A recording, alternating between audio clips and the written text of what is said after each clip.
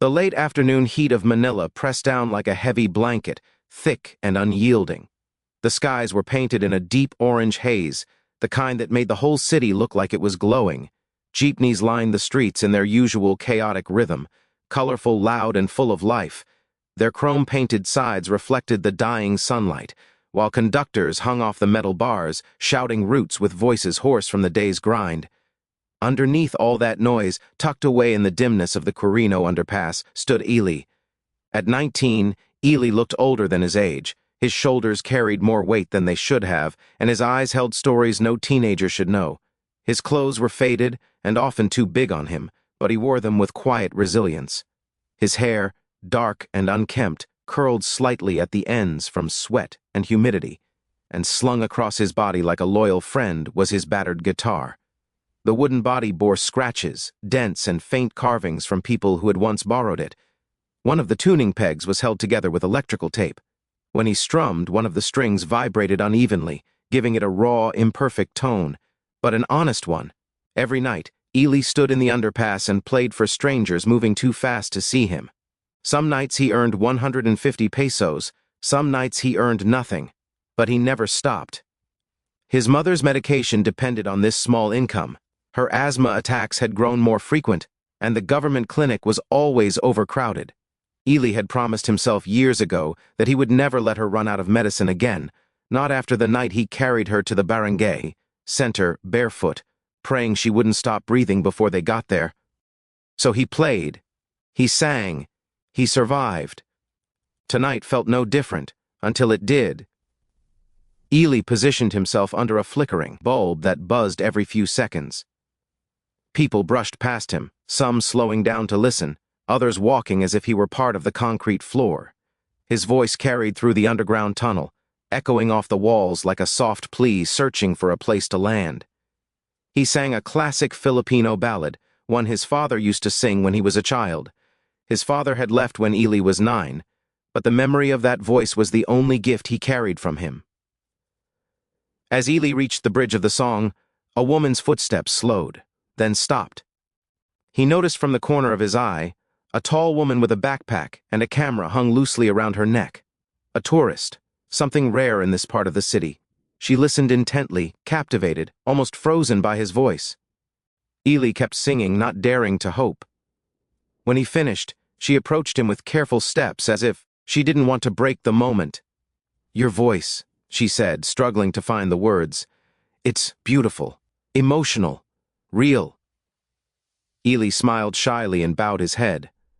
Compliments always felt strange to him, like clothes that didn't quite fit. She asked if she could record him. Ely nodded gently, unsure of why she would want to. When she held up her camera and he began again, he sang differently, freer, louder, as though the world might finally hear him. The woman wiped a tear as the last note dissolved into the noise of the city. "What's your name?" she asked. "Ely Poe," he answered softly. "Ely," she repeated with a warm smile, "your voice deserves a bigger stage." Ely chuckled under his breath. "Like where, 8? Luneta Park?" "No," she replied seriously, "America's Got Talent." He blinked. Her expression remained sincere, unwavering. She reached into her bag and pulled out a small folded flyer, a casting notice for AGT. She pressed it into his hand with gentle insistence. "You don't know me," she said, "but I believe in what I heard. I'll help you send an audition video. And if you get in, I'll help you with the plane ticket." His heart pounded so hard he thought it might burst. Nobody had ever offered him anything like this. He didn't say yes. He didn't say no. He just stared at the paper as though it were a dream printed in black ink. Over the next few weeks, she returned several times. She filmed him singing different songs, coached him through introductions, and sat with him while uploading the audition video on a borrowed Wi-Fi connection outside a convenience store. When the email finally came, "Congratulations, you have been selected," Ely cried for the first time in years. He told his mother, who held his face between her hands, whispering blessings through trembling tears. The flight to America was the longest, strangest miracle he had ever known. He had never seen the clouds from above. He had never sat in a cushioned seat for so long. He had never left Manila. He stepped onto the AGT stage with his old guitar, his mother's letter folded in his pocket, and a heart beating so fast he feared his voice might shake. The lights felt too bright, the stage too big, the judges too powerful. But when Simon asked, "What brings you here?" Ely looked up, breathed deeply, and answered, "I came to sing an impossible song." And the room fell silent, the kind of silence that only happens before destiny. The stage felt larger now that Ely stood in the center of it, beneath the burning spotlight that made his silhouette seem even smaller. The audience stretched out before him like an ocean, faces blurred into the dark, voices murmuring in excitement, anticipation, curiosity. Yet even in all that noise, Ely heard only one thing, the thunder of his own heartbeat. His palms were slick against the guitar. His throat felt tight. He had sung for strangers in underpasses, jeepney terminals, and sidewalks where pedestrians barely noticed him. But here, this was different. The air hummed with expectation. Every breath mattered. Simon leaned forward, eyes narrowing with a mix of interest and caution. "How old are you again?" 19, Ely whispered. "And?" "You say you're going to attempt an impossible song?" Simon asked, almost skeptical. Ely nodded, swallowing the tremor in his voice. "Yes, sir." The audience reacted instantly. A few gasped, a few chuckled nervously. "Impossible? On AGT?" This was where trained, seasoned vocalists struggled. How could a busker with a taped-up guitar dare attempt such a thing? But Ely wasn't here because he was fearless. He was here because he had run out of reasons to be afraid. He inhaled deeply and positioned his fingers on the neck of the guitar. The first chord rang out, raw, imperfect, but heartbreakingly honest. The sound echoed gently around the auditorium, softening the restless hum of the crowd. Ely began softly. His voice, delicate as tissue paper, floated into the air and hung there, trembling but pure. It wasn't polished, it wasn't trained. But it held emotion in every grain, every small crack, every wavering edge. There was vulnerability in the way he shaped the notes, as if he were giving pieces of himself away one breath at a time. Sophia nudged Heidi with her elbow. His tone, so fragile yet beautiful, she whispered. As the verse progressed, Ely's nerves slowly melted. The music became a shield, a home, a place he knew. He closed his eyes, not to hide, but to dive deeper into the memory of all the nights he had sung alone under harsh fluorescent lights, while the world hurried past him. Then came the song's first ascent, the part singers usually fear. Ely lifted his chin slightly, inhaled, and pushed his voice upward, not with force, but with emotion. The theater shifted. A hush fell across the seats. Simon sat back, surprised. This kid wasn't just singing, he was storytelling. The melody rose again, higher, sharper, more demanding. Ely followed it fearlessly, his voice growing stronger the further it climbed. The strain appeared on his face, but he didn't break. Instead, he gripped the microphone stand as if holding on to the last piece of hope he had carried across the ocean. Howie's eyebrows shot up. "He's going for it," he whispered. The audience leaned in. Some held their breath. Others clasped their hands tightly over their mouths. Ely reached the bridge, the notorious section where breath control, power, and raw emotion collided. Even professional vocalists often stumbled here. But for Ely, this wasn't just a technical challenge. This was his life. He poured his hardships into every syllable. His mother's labored breathing, the nights he slept hungry, the mornings he woke before sunrise to wash jeepneys, the people who never looked at him, the dreams he kept buried under survival. His voice cracked, but not from weakness, from truth. The crack made the moment real, human. It made the audience feel him, not just hear him. And then came the climax, the impossible note. Most singers attempted it with full power, but Ely didn't. He aimed for something else entirely. He released the note as if it were a cry, not a vocal stunt. It soared through the theater, high, trembling, almost celestial in tone. It wasn't perfect. It wasn't clean. But it was heartbreaking. The sound stretched for a full second longer than anyone expected, echoing through the rafters, filling the room with something so raw it felt sacred. When the note finally faded, Ely's knees wobbled. He almost staggered back. And then, silence. A perfect, complete silence. The kind that meant something had cut deeper than applause could reach. He wondered if that silence meant he had failed, if maybe the note wasn't as strong as he hoped, if he had dared too much, gone too far, believed too big. His breath shook. His fingers trembled on his guitar.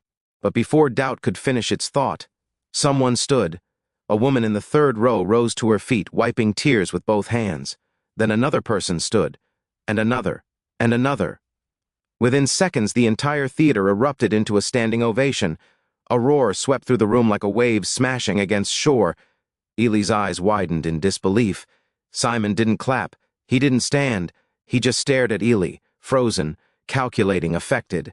Then he whispered something under his breath, slowly, unbelievable. Sophia covered her mouth with her hands, tears glistening. Heidi shook her head in awe. Howie whispered, "That was once in a lifetime." Ely looked up, confused, overwhelmed, trying to understand what was happening. And that's when Simon pushed back his chair. He stood up and started walking toward the stage. Ely's pulse quickened. His vision blurred with tears he didn't understand. Something extraordinary was about to happen, something impossible, something he had never dared to imagine. Simon stepped onto the stage, eyes locked on Ely, but he didn't speak. Not yet. He simply looked at this boy from Manila, the boy with the broken guitar and the impossible dream, as if he were witnessing something rare, precious, and unforgettable. The entire world seemed to hold its breath. The applause thundered through the auditorium, but Ely barely registered it. His ears rang with disbelief, his heart hammered against his ribs, and his fingers still vibrated slightly from the final note. Simon stood on the stage only a few feet away, studying him with an expression Ely had never seen from anyone, let alone the most feared judge on global television. For a moment, Simon didn't speak. He simply looked at Ely. The boy from the underpass stood trembling under the spotlight, clutching his battered guitar like a lifeline. Sweat glistened on his brow. His breathing was sharp and unsteady, as if he'd run miles, not sung a song. "Ely," Simon finally began, his voice lower, slower than usual. That wasn't just a performance. The entire theater fell utterly silent. Simon stepped closer, his hands loosely clasped in front of him. That, he continued, was years of pain, turned into art. Ely swallowed hard. He could feel tears rising, burning the back of his eyes. He had never been seen like this. Not really. Not as someone with value. Not as someone with a voice worth listening to. He felt exposed, vulnerable, almost afraid of being broken open. Simon let out a breath.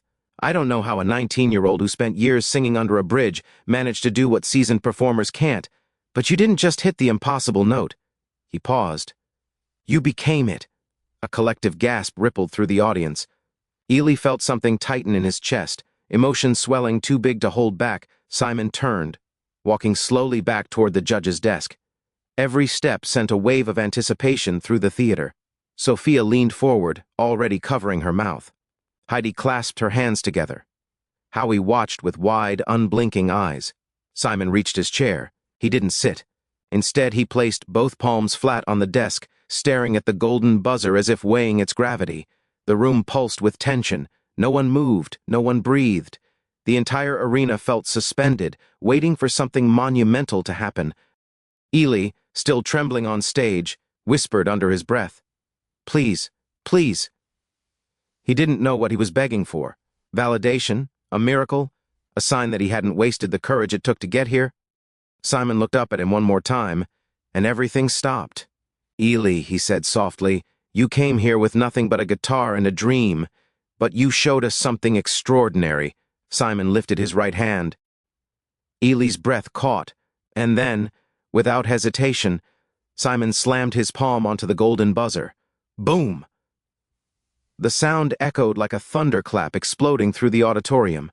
In the same instant, a blinding shower of golden confetti erupted from above, spiraling and tumbling through the air like thousands of tiny blessings.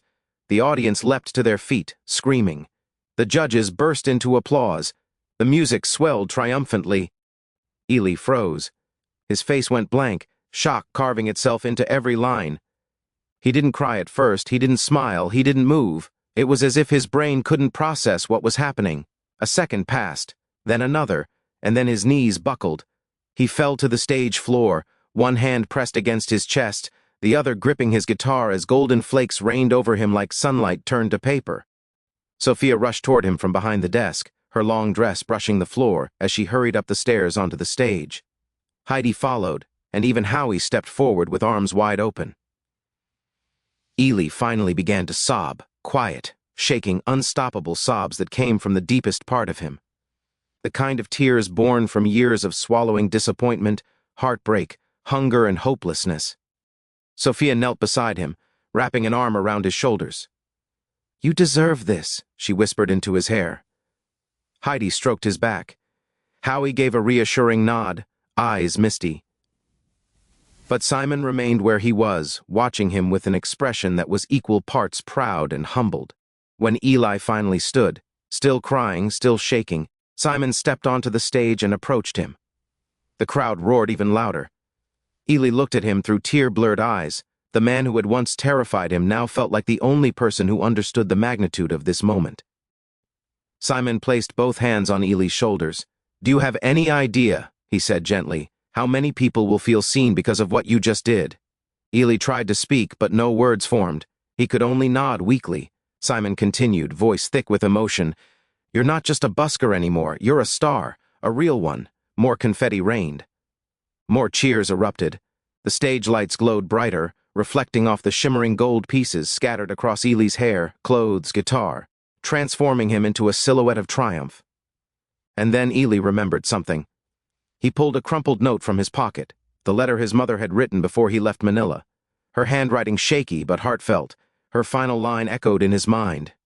"When you sing Anak, heaven listens." He looked up, staring into the swirling confetti, imagining she could see him. With tears streaming, he whispered, "Mama, I did it." The cameras zoomed in. The audience fell silent again. Every person in the room felt the weight, the truth, the depth of that single line. And in that moment, Ely was no longer a boy from the underpass. He was the young man who shook America's Got Talent with an impossible dream made real, a miracle in broken strings, a rising star bathed in gold, a voice that refused to stay unheard.